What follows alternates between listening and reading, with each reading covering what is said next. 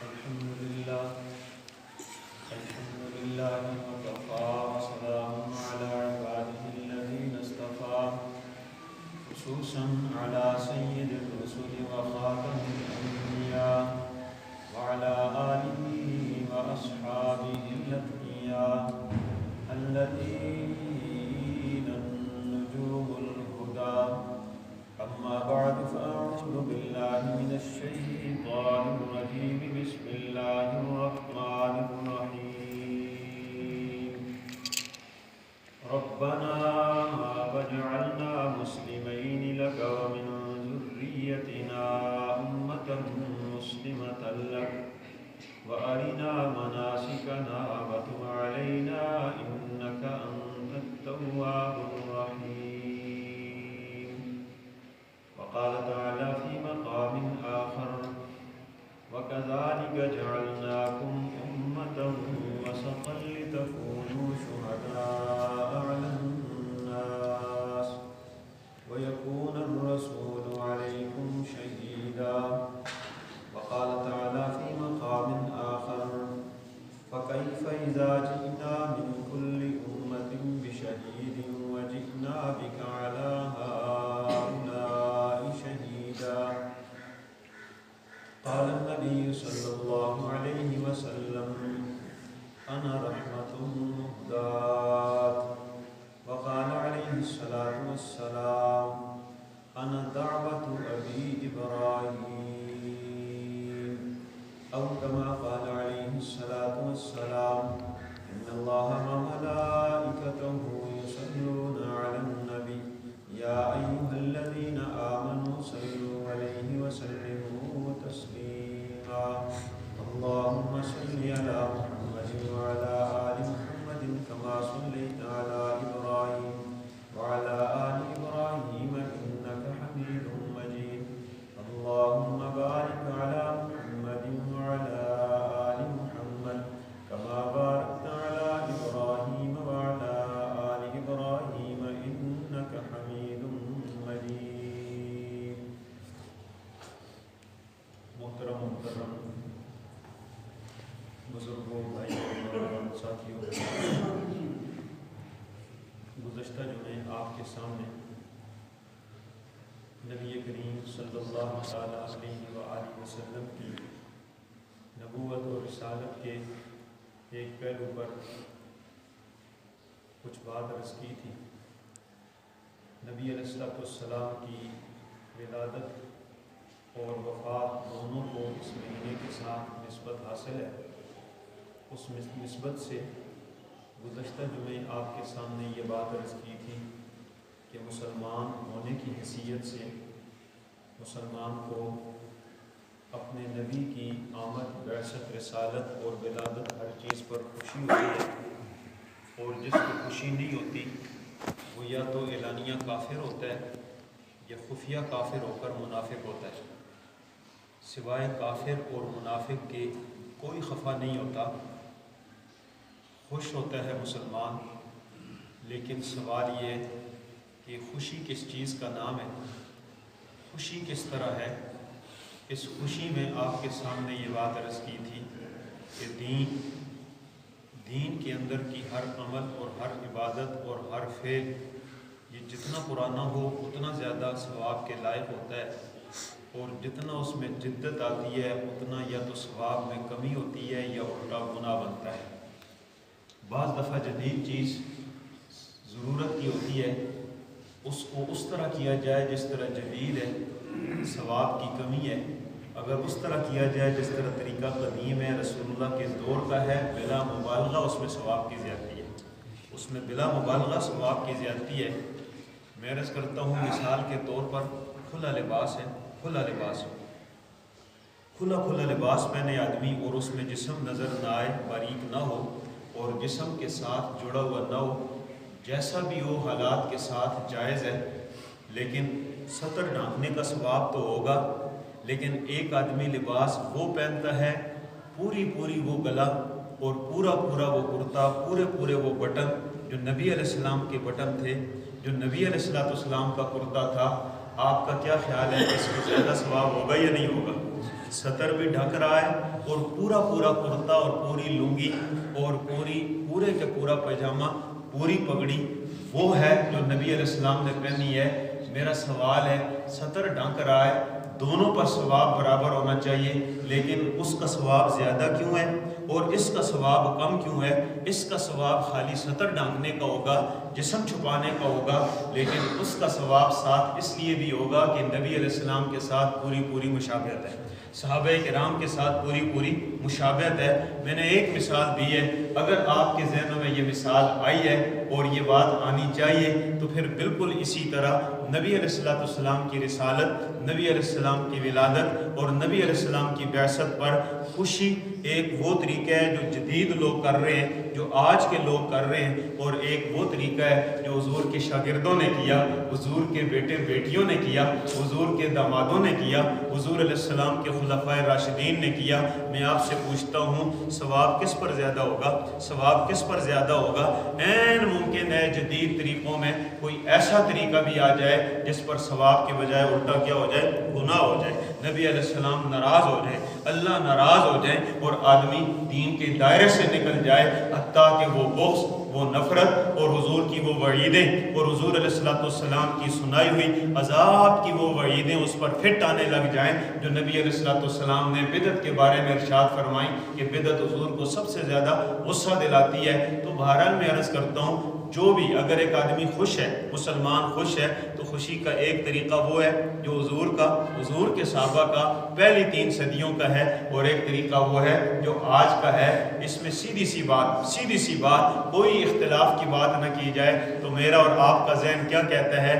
اس طریقے کو اپنانا چاہیے جو آج کا ہے یا اس طریقے کو اپنانا چاہیے جو حضور کی زندگی کا ہے، نبی علیہ السلام کے صحابہ کی زندگی کا ہے، تابعین کی زندگی کا ہے، تبع تابعین کی زندگی کا ہے۔ میں نے آپ کے سامنے آج اسی مناسبت سے 2 آیتیں پڑھی ہیں۔ ان 2 آیتوں پہ میں نے اور آپ نے غور کرنا ہے کہ یہ آیت گزشتہ جمعے میں نے عرض کیا تھا کہ صحابہ کرام بھی خوش تھے، تابعین بھی خوش تھے، پوری امت نے 14 صدیوں میں پوری امت نے خوشی کی ہے، لیکن ان کا خوشی کا انداز بھی میں نے آپ کے سامنے بیان کیا تھا۔ اور آج جدید جس طریقے سے خوشیوں کو رواج دیا گیا ہے، یہ رواج کی خوشیاں بھی ہیں۔ بہرحال حضرت ابراہیم علیہ السلام نے جس وقت بیت اللہ شریف تعمیر کیا تو بیت اللہ شریف کی تعمیر کے وقت حضرت ابراہیم علیہ السلام نے 6 دعائیں مانگی تھیں۔ ان میں سے ایک دعا جو آخری دعا ہے اور اس پر ہم گزشتہ 2 جمعوں میں آپ کے سامنے بات عرض کر چکے ہیں، آپ سنتے رہتے ہیں کہ حضرت ابراہیم علیہ السلام نے اپنی اولاد میں آخری نبی مانگے تھے، آخری نبی اپنی اولاد میں مانگے تھے اور اس نبی کی صفات بیان کی تھیں۔ آج میں دوسری دعا کا ذکر کرتا ہوں۔ حضرت ابراہیم علیہ السلام نے دوسری دعا جو مانگی، عجیب بات ہے، یہ دعا مانگی، اس دعا کا ذکر اللہ تعالیٰ نے 3 اور مقامات پہ کیا۔ ایک جگہ پہ کیا کما ارسلنا فیکم رسولا، دوسرے مقام پہ کیا لقد من اللہ علی المؤمنین اذ بعث فیہم رسولا، تیسرے مقام پہ کیا وہو الذی بعث فی الامیین رسولا۔ یہ اس دعا کی قبولیت کا ذکر ہے جو حضرت ابراہیم علیہ السلام نے مانگی تھی۔ آج اس دوسری دعا پہ ہم غور کرتے ہیں۔ حضرت ابراہیم علیہ السلام نے دعا کیا مانگی تھی؟ ربنا وجعلنا مسلمین لک ومن ذریتنا امتا مسلمتا لک، اے اللہ مجھے، میرے بیٹے حضرت اسماعیل، ہم دونوں نے بیت اللہ بس ہم دونوں نے تعمیر کیا، کوئی تیسرا آدمی ساتھ مدد کے لیے نہیں تھا، ہم دونوں کو ساری زندگی جب تک ہم رہیں یا اللہ تو ہم دونوں کو اپنا تابع فرمان ہونا اور اپنے سامنے عاجزی کر کے اپنی اطاعت کی توفیق عطا فرما دے۔ ربنا وجعلنا مسلمین لک، یہ دعا اپنے لیے اور اپنے بیٹے کے لیے۔ اس کے ساتھ دوسری دعا کی ومن ذریتنا امتا مسلمتا لک، اے اللہ میری اولاد میں پوری امت ایسی بنا جو ساری کی ساری امت میری اولاد سے ہو اور ساری امت آپ کی تابعدار بن جائے، ساری امت آپ کی تابعداری کرے، امت مسلمہ بنا دے۔ حضرت ابراہیم نے جو لفظ چنے، ان لفظوں پہ آپ نے غور کرنا۔ اللہ تعالیٰ نے جو الفاظ بیان کیے وہ لفظ بھی میں آپ کو سناتا ہوں، اور وہ آیت جو میں نے پڑھی ہے دوسرے پارے کی دوسری آیت، اس میں وہ لفظ موجود ہے۔ حضرت ابراہیم علیہ السلام کہہ رہے ہیں وجعلنا من ذریتنا امتا مسلمتا لک، میری اولاد میں ایک ایسی امت بنا جو امت تیری تابع فرمان ہو، امت مسلمہ۔ اور اسی وجہ سے یہ مسلمتا لک ہے۔ 17ویں پارے کی آخری آیت میں اللہ جا کر فرما رہے ہیں ہوا سماکم المسلمین، وہی ابراہیم ہے جنہوں نے تمہارا نام مسلم رکھ دیا تھا، اس وجہ سے ہم نے اپنے نبی اور ان کی امتوں کا نام ہی مسلمان رکھا ہے۔ یہ مسلمین اور مسلمان، مسلم یہ نام رکھا یہ حضرت ابراہیم علیہ السلام نے ہے، اس لیے کہ انہوں نے دعا کیا مانگی تھی؟ من ذریتنا امتا مسلمۃ لک، امت مسلمہ میری اولاد میں سے پیدا کر دے۔ یہ دعا ہو گئی، حضرت ابراہیم علیہ السلام نے یہ دعا کر دی۔ اب اس دعا کی قبولیت کا ذکر اسی صورت میں، جس صورت میں دعا کا ذکر ہے اسی صورت میں دعا کی قبولیت کا ذکر ہے۔ دوسرے پارے کی پہلی آیت فرماتے ہیں سیقول السفہاء من الناس ما واللہ من قبلتہم التی کانوا علیہ قل للہ المشرق والمغرب یہدی من یشاء الی صراط مستقیم۔ یہ آیت ختم ہوئی، اگلی آیت شروع ہوتی ہے وَكَذَلِكَ جَعَلْنَاكُمْ أُمَّةً وَسَطًا۔ اللہ تعالیٰ نے یہاں یہ نہیں لفظ بولے کہ وَكَذَلِكَ جَعَلْنَاكُمْ أُمَّةً مُسْلِمَةً، یہ نہیں کہا کہ ہم نے تمہیں امت مسلمہ بنایا ہے۔ حضرت ابراہیم نے کیا مانگا تھا؟ امت مسلمہ، الفاظ استعمال کیے تھے امت مسلمہ کے۔ یہاں قبولیت کا اس آیت میں ذکر ہے، دوسرے پارے کی دوسری آیت میں، تو اللہ تعالیٰ بجائے اس کے کہ لفظ مسلمہ ذکر کرے، لفظ مسلم ذکر کرے، اللہ رب ذوالجلال نے لفظ یہ ذکر کیا وَكَذَلِكَ جَعَلْنَاكُمْ أُمَّةً وسطًا لِتَكُونُوا شُهَدَاءَ عَلَى النَّاسِ۔ اس آیت کی تفسیر پہ تھوڑا سا ہم نے غور کرنا ہے۔ اللہ کے نبی مانگ رہے ہیں ابراہیم علیہ السلام کہ امت مسلمہ دے میری اولاد میں، اللہ فرما رہے ہیں ہم نے حضرت ابراہیم کی دعا قبول کر کے ہم نے امت وسط بنا دی ہے۔ امت وسط، امت وسط کا معنی اردو ترجمے میں جتنے مفسرین اور جتنے مترجمین کرتے ہیں وہ یہ معنی کرتے ہیں ہم نے تمہیں معتدل امت بنایا ہے، اعتدال والی امت بنایا ہے، اور ہم نے حضرت ابراہیم کی دعا کو قبول کر لیا ہے۔ اس قبولیت کے صلے میں ہم نے تمہیں امت وسط بنایا ہے، امت معتدلہ بنایا ہے۔ امت معتدلہ کا معنی تھوڑا سا آگے جا کے کرتے ہیں، آپ ذہن میں رکھیں اس بات کو۔ یہاں اللہ ساتھ ہی یہ فرماتے ہیں کہ ہم نے تمہیں امت وسط اس طرح بنایا جس طرح ہم نے تمہارے لیے قبلہ تبدیل کیا۔ وَكَذَلِكَ، یہ کاف تشبیہ ہے، ہم نے جس طرح تمہارا قبلہ بدل کے بیت المقدس سے ہم نے بیت اللہ بنا دیا، اور جس طرح تمہارا قبلہ بیت المقدس سے اعلیٰ ہے، افضل ہے باقی ساری امتوں سے، باقی ساری امتوں کے قبلوں سے تمہارا قبلہ بھی ہم نے افضل بنایا ہے، اسی طرح ساری امتوں سے ہم نے تم امت کو بھی سب سے اونچا اور افضل بنا دیا ہے۔ اب افضل کا لفظ نہیں بولا، اللہ نے یہ نہیں کہا وَكَذَلِكَ جَعَلْنَاكُمْ أُمَّةً ذَا فَضِيلَةٍ، یہ نہیں کہا فضیلت والی امت بنایا، یہ فرمایا ہم نے قبلے کو فضیلت دی باقی سارے قبلوں پر، تمہیں فضیلت والا قبلہ دیا، افضل قبلہ دیا، اسی طرح ہم نے باقی ساری امتوں پہ تمہیں فضیلت عطا کی ہے، تمہیں افضل امت بنایا ہے۔ اور افضل امت کے لیے لفظ کیا بولے ہیں؟ امت وسط، معتدل امت۔ اس معتدل امت کے لیے اللہ تعالیٰ فرماتے ہیں لِتَكُونُوا شُهَدَاءَ عَلَى النَّاسِ وَيَكُونَ الرَّسُولُ عَلَيْكُمْ شَهِيدًا، ہم نے تمہیں امت معتدل بنا کے ایک کام تمہارے ذمہ یہ لایا ہے، اور اس فضیلت میں تمہیں یہ فضیلت عطا کی ہے کہ قیامت کا دن ہوگا، محشر کا میدان ہوگا۔ صحیح حدیث سے اس آیت کی تفسیر میں حضور حدیث ذکر کرتے ہیں، فرماتے ہیں اللہ تعالیٰ امتوں سے کہیں گے یہ لوگ جنت چلے جائیں، یہ لوگ جہنم چلے جائیں، یہ لوگ جہنم، یہ لوگ جنت۔ جہنم میں جن کو بھیجا جائے گا وہ ٹھہر جائیں گے اور وہ کہیں گے ہمیں تو پتہ ہی نہیں تھا توحید کیا ہوتی ہے، رسالت کیا ہوتی ہے، ہمیں تو پتہ ہی نہیں تھا کہ تیری ہدایت کیا ہوتی ہے۔ اللہ فرمائیں گے کیا ہمارے نبیوں نے تمہیں نہیں بتایا تھا؟ نہیں بتایا تھا، جھوٹے ہیں نا، کافر ہوتا ہی جھوٹا ہے، جھوٹ کر جائے گا منہ پر، اور فوراً جھوٹ کر کے یہ نہیں سوچ رہا کہ اللہ تو عالم الغیب ہے، اللہ تو غیب جانتا ہے، لیکن آگے سے انکار کر دیں گے اور کہیں گے ہمیں ہمارے نبیوں نے کچھ بھی نہیں بتایا اور ہمیں ہمارے نبیوں نے ہدایت نہیں پہنچائی۔ اللہ رب ذوالجلال انبیاء کو بلائیں گے، انبیاء سے پوچھیں گے تمہاری امتیں تمہیں جھٹلا رہی ہیں اور کہتی ہیں کہ ہم تک پیغام نہیں پہنچا، اب تم بتاؤ تم نے پیغام پہنچایا یا نہیں پہنچایا؟ انبیاء علیہ السلام سابقہ سارے انبیاء فرمائیں گے ہم نے آپ کا پیغام بلا کمی کے بغیر تفریق کے سب تک پہنچا دیا تھا۔ اب اللہ پوچھیں گے بتاؤ تمہارا گواہ کون ہے؟ یہ دعویٰ ہے تمہارا، دعوے پر گواہ ہوتا ہے، تمہارا گواہ کون ہے؟ تو اس حدیث میں نبی علیہ السلام اس آیت کی تفسیر میں ارشاد فرماتے ہیں آگے سے انبیاء فرمائیں گے ہمارے اس دعوے کے گواہ محمد الرسول اللہ کی ساری امت ہے، محمد الرسول اللہ کی امت ہے، یہ امت گواہی دے گی ہمارے اس دعوے پہ۔ اللہ فرمائیں گے لا، امت آئے گی امت محمدیہ، اور امت محمدیہ اس دعوے پہ گواہی دیتے ہوئے یہ کہیں گی ہم گواہی دیتے ہیں سارے انبیاء نے یہ دعوت پہنچائی تھی۔ یہ لوگ جھوٹ بولتے ہیں اور غلط کہتے ہیں انہوں انبیاء نے دعوت پہنچائی تھی۔ آگے سے جب گواہی دی جائے، ہماری عدالتوں کا بھی، اسلامی عدالتوں کا رواج یہی ہے اور یہی طریقہ ہے کہ گواہ پہ جرح ہوتی ہے، اگر گواہ جرح سے بالکل بری ہو کر نکل جائے گواہی قبول ہو جاتی ہے، اور گواہ پہ جرح اگر کارگر ہو جائے تو گواہی رد ہو جاتی ہے۔ گواہی پہ جرح ہوگی، وہ امتیں جرح کریں گی اور کہیں گی کہ یہ لوگ تو آئے ہم سے بعد میں تھے، ہم پر کس طرح گواہ بن سکتے ہیں، یہ تو بہت بعد میں آئے، ہم پہلے آئے ہیں۔ اور گواہ تو وہ ہوتا ہے جو یا تو پہلے موجود ہو یا پاس موجود ہو تو گواہی دیتا ہے، انہوں نے ہمیں دیکھا نہیں، ہمارا زمانہ نہیں پایا، یہ گواہی کس طرح دیتے ہیں۔ اللہ تعالیٰ باوجود جاننے کے امت سے پوچھیں گے کہ تم کس طرح گواہی دیتے ہو، امت آگے سے جواب دے گی ہمیں اللہ کے نبی نے، اللہ تعالیٰ کی کتاب قرآن مجید کے اندر یہ بات بتائی تھی کہ سارے انبیاء نے اپنی امتوں کو پیغام پہنچایا تھا۔ ہم یہ گواہی ویسے نہیں دے رہے، ہم قرآن کی روشنی میں دے رہے ہیں اور اپنے نبی کے فرمان کی روشنی میں دے رہے ہیں۔ اللہ تعالیٰ اس امت کی گواہی قبول کر کے انبیاء علیہ السلام سے کہیں گے یہ انبیاء علیہ السلام کی بات ٹھیک ہے اور ان امتوں کی بات غلط ہے، ان کو جہنم بھیج دو۔ اس کا معنی ہے تم لوگوں پر گواہ بن جاؤ، لتکونوا شہداء علی الناس، تم لوگوں پر گواہ بن جاؤ، یہ ساری امتوں پر گواہ ہوں گے۔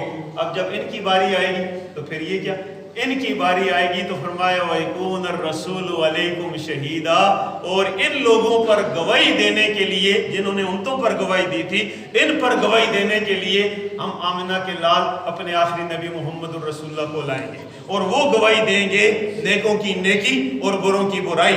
اسی لیے حدیث میں آتا ہے کہ حضور علیہ السلام پہ ہر جمعرات کو ہر ہفتے میں نبی علیہ السلام پر امت کے مجموعی اعمال روزے رسول میں بھی پیش کیے جاتے ہیں۔ حضور تو ہر جگہ موجود نہیں ہے کہ حضور دیکھ رہے ہو میں نماز پڑھتا ہوں یا نہیں پڑھتا، حضور دیکھ رہے ہو یہ سارے لوگ نماز پڑھتے ہیں نہیں پڑھتے، البتہ اللہ نے یہ بندوبست کیا ہے کہ اللہ تعالیٰ اپنے نبی کو امت کے حال کی خبر دیتے رہتے ہیں اور امت کے اعمال نبی علیہ السلام پہ پیش ہوتے ہیں، لہذا نبی علیہ السلام گواہی دیں گے اور یہ امت کے اوپر گواہ ہمارے نبی علیہ السلام ہوں گے۔ ایک تو اس آیت کی تفسیر میں یہ حدیث ہے، دوسری بات اس آیت کے حوالے سے جو دوسری بات ہم نے سمجھنی ہے وہ لفظ کیا ہے، امتن وسطا، امتن وسطا۔ ہم نے حضرت ابراہیم کی دعا قبول کر کے ہم نے قبلہ بھی افضل بنا دیا، امت بھی افضل بنا دی۔ ان نے امت مسلمہ مانگی تھی، ہم نے امت مسلمہ بنائی ہے، اور یہ مسلمان امت کو ہم کہہ رہے ہیں یہ مسلمان ہیں، امت وسط ہے۔ امت وسط کی تفسیر میں چھوٹی سے چھوٹی بڑی سے بڑی تفسیر اٹھائیں تو ساری تفسیروں میں یہ لفظ، حتیٰ کہ تفسیر عثمانی جو مختصر ترین تفسیر ہے، تفسیر عثمانی میں علامہ شبیر احمد عثمانی نے اپنے حاشیے کے اندر یہ بات لکھی ہے، فرمایا ہم نے تمہیں اعتدال والی امت بنایا ہے اور ساری امتوں پہ فضیلت دی ہے، اس لیے نہ تم افراد کرتے ہو نہ تم تفرید کرتے ہو، نہ تم افراد کرتے ہو نہ تم تفرید کرتے ہو، تم اعتدال میں رہتے ہو، درمیان میں رہتے ہو، امت وسط ہو اور معتدل امت ہو، وہ امت کامیاب رہے گی۔ امت کا وہ طبقہ قیامت کی صبح تک کامیاب رہے گا جو نہ ادھر جھانکے گا نہ ادھر جھانکے گا، نہ تو کمی کرے گا نہ زیادتی کرے گا۔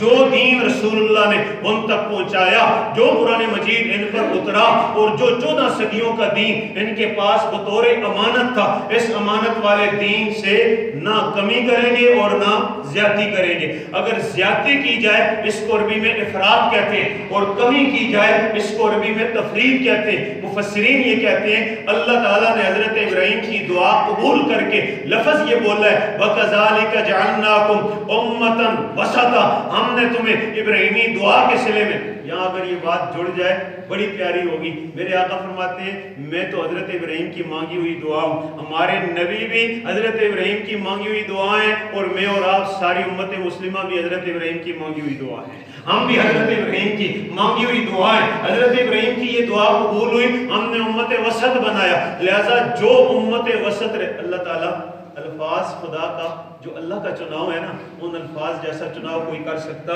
نہیں ہے۔ ان الفاظ کے اندر حضور نے ایک صحابی کا بچہ تھا उमैर नाम था। उस उमैर ने छोटी सी फाख्ता पाली हुई थी, फाख्ता, और हुजूर अलैहिस्सलाम चले गए साहबी के घर, देखा वो बच्चा बड़ा परेशान है। नबी अलैहिस्सलाम ने पूछ लिया साहबी से कि क्या हुआ, ये क्यों आज परेशान है? कहा या रसूलल्लाह, ये जो फाख्ता सी पाली थी ना, वो पिंजरा खुला और वो उड़ गई, उसकी वजह से इसका दिल लगा हुआ था, खेलता रहता था, परेशान है। नबी अलैहिस्सलाम ने उस बच्चे की दिलजोई के लिए निकलते निकलते उसके सर पे हाथ फेर के मेरे आका ने इतना जुमला कह दिया, या अबा उमैर मा फ़अल बिका नुग़ैर, ए अबू उमैर, तू तो इस फाख्ता से बड़ी मोहब्बत करता था, वो तो तेरे साथ बेवफाई कर गई है, ये बच्चा तो तेरे साथ बेवफाई करके चला गया। इतना सा जुमला बोला है। फुक़हा ने हुजूर के इस जुमले से 104 मसले निकाले हैं। 104 मसले नबी की जुबान से निकले, कितना वसी होता है। और अल्लाह कुरान में उतारे तो अल्लाह फरमाते हैं तुम्हारी उम्रें खत्म हो जाएंगी, मेरे कुरान की तफसीर खत्म नहीं होगी। अल्फाज का चुनाव भी माने रखता है। उम्मतन वसता, हमने तुमको उम्मे वसत बनाया, और हजरत इब्राहिम की दुआ का हमने तुम्हें समरा बनाया, लिहाजा तुम इत्दाल में रहते हो, ना कमी करते हो और ना बेशी करते हो, ना इजाफा करते हो और ना उसके अंदर से कोई शय घटाते हो। लिहाजा उम्मत कामयाब वो रहेगी जो क़यामत की सुबह तक दीन में ना इजाफा करे और ना कमी करे, ना कमी करे ना इजाफा करे।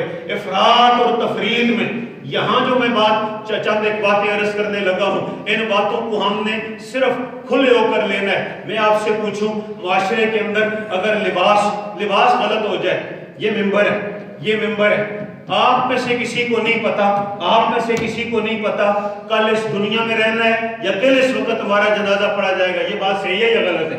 आप में से किसी को पता है आज रात हमने सोना है या कब्र में जाकर सोना है? मेंबर वाले की एक जिम्मेदारी है। एक आदमी ने स्कूल की फीस ली हुई है महीने की बच्चों की, उस फीस लेने वाले की एक जिम्मेदारी है। थाने में बैठा हुआ SHO तनख्वाह लेता है अपने उस ग्राउंड की और अपने उस ओहदे की, उसकी एक जिम्मेदारी है। अगर वो जिम्मेदारी को मुआशरा ना पूछे, खुदा पूछेगा या नहीं पूछेगा? तुम जिस बात की तनख्वाह लेते थे तुमने वो पूरा किया या नहीं किया? उस्ताद ने तनख्वाह ली है, उस्ताद से पूछा जाएगा या नहीं पूछा जाएगा? अगर बच्चे और बच्चों के वालिदैन ना पूछे, खुदा तो पूछेगा ना। मैं अर्ज करता हूँ, मेंबर की एक जिम्मेदारी है, मेहराब की एक जिम्मेदारी है। मेंबर और मेहराब अगर वो जिम्मेदारी पूरी न करे तो फिर खुदा पूछेगा, अल्लाह पूछेगा। मैं आपसे एक सवाल करने लगा हूँ, या वो लोग भी बैठे हैं जिनके बच्चे हैं, या वो लोग भी बैठे हैं जिनकी बच्चियां हैं। मैं पूछने लगा हूँ, वकज़ालिका जअलनाकुम उम्मतन वसता, हमने इब्राहीम की दुआ कबूल करके हमने मोहम्मद अरबी को रसूल बनाया और रसूलों में अफसल बना दिया। हमने इब्राहीम की दुआ कबूल करके उनका बनाया हुआ किबला तुम्हें काबा के तौर पे देके इस काबे को बाकी किबलों पे हमने फजीलत करके इसको अफसल बना दिया। हमने इब्राहीम की दुआ कबूल करके बाकी सारी उम्मतों पे तुमको फजीलत अता कर दी। फजीलत इसलिए अता की है तुम दीन के अंदर रहो, तुम दीन के अंदर रहो, बाहर निकलने की इजाजत नहीं है। अब मैं आपसे पूछता हूँ, आप में से कोई एक बंदा उठकर ये कह दे मुझे मेरे बच्चे अच्छे नहीं लगते, मुझे मेरे बच्चे अच्छे नहीं लगते? कोई एक है? 10 बच्चे हो गए थे, अब 11वां है, 11वें से मुझे नफरत हो गई है। बल्कि जो छोटा होता है सबसे ज्यादा प्यारा होता है या नहीं होता? प्यारा होता है। हर वालिद को अपने बच्चे अच्छे लगते हैं, हर वालिद को अपनी बच्चियां अच्छी लगती हैं। अब मेरे मुखातिब ये बैठे हुए लोग हैं, मैं आपसे पूछता हूँ, मुझे अल्लाह ने 4 बच्चे बच्चियां अता की हैं। आप में से जिसको जितने बच्चे अल्लाह ने दिए, आप में से किसी ने अपने बच्चे की विलादत पे पहले दिन या बच्चे की विलादत के हर साल, आप में से कितने हैं जो केक काटते हैं? कितने हैं जो केक काटते हैं? आप में सबको खुशी है? मैंने पहला सवाल किया, खुशी है या नहीं है? खुशी है जब बच्चे की विलादत हर साल बाद वो दिन आता भी है। आप में से कितने हैं जो अपने बच्चों की सालगिरह मनाते हैं? यहाँ मौजूद हैं। मैं पूछने लगा हूँ, कितने हैं जो अपने बच्चों की सालगिरह मनाते हैं?